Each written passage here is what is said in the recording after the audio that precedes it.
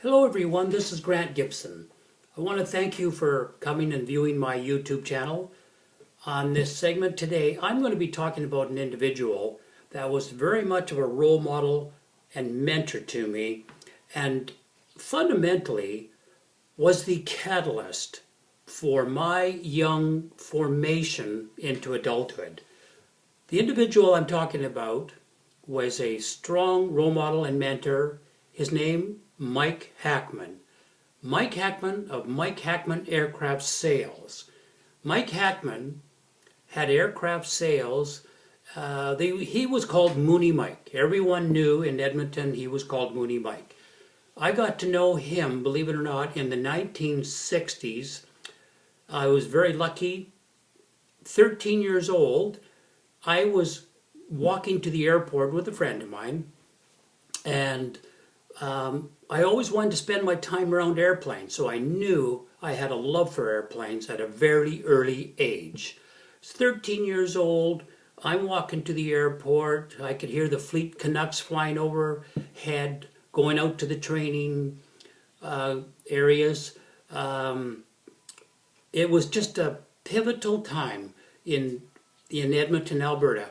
Being only 8 blocks from the airport, it was just a perfect place to live. And growing up in a large family, I needed to get out of the house. I needed focus. My mom knew this, so she contacted Mike Hackman when she knew I seemed to be hanging around the airport a lot. She wasn't sure what I was doing because I was 13. She thought maybe I was getting into trouble.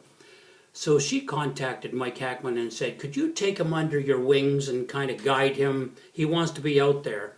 So hence from that, Mike sat down with me and said, look, you can be the janitor here. I was 13 years old, remember?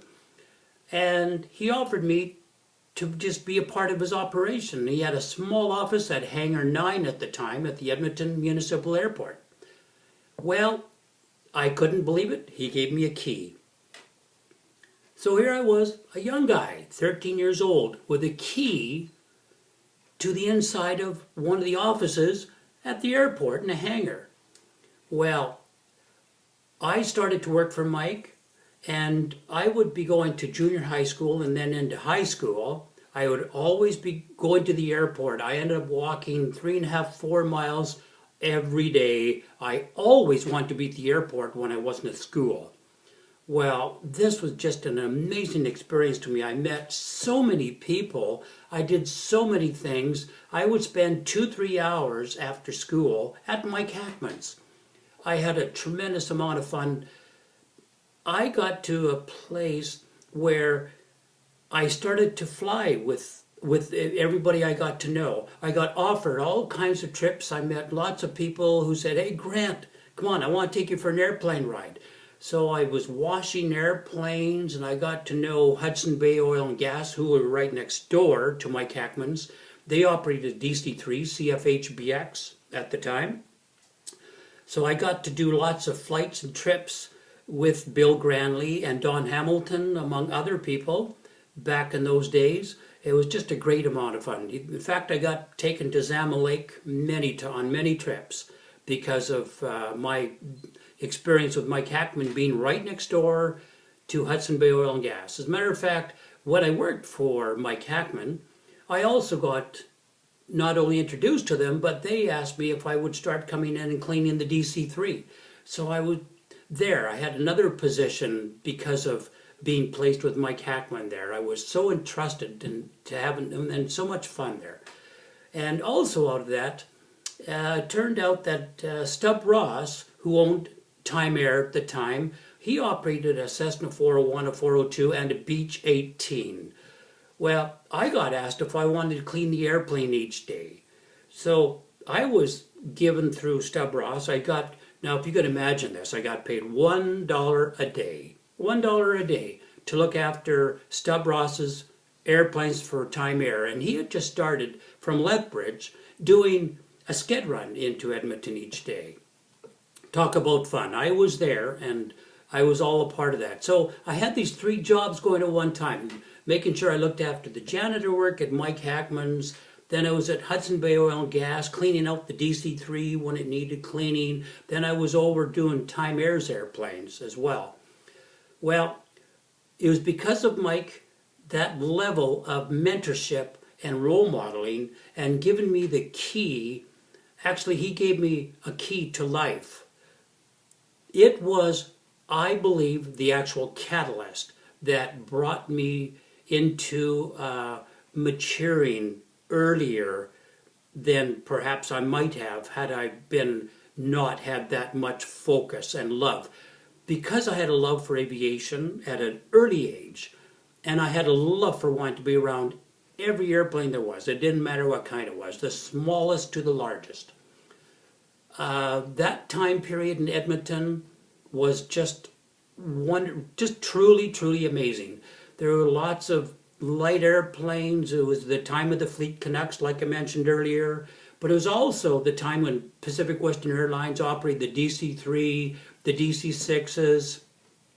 It was kind of that pre-cusp to the jets that really came in with the 737s, and that was kind of in the towards the mid 60s into the earlier 70s. So the time I'm talking about was kind of pre that. It was more the prop driven airplanes.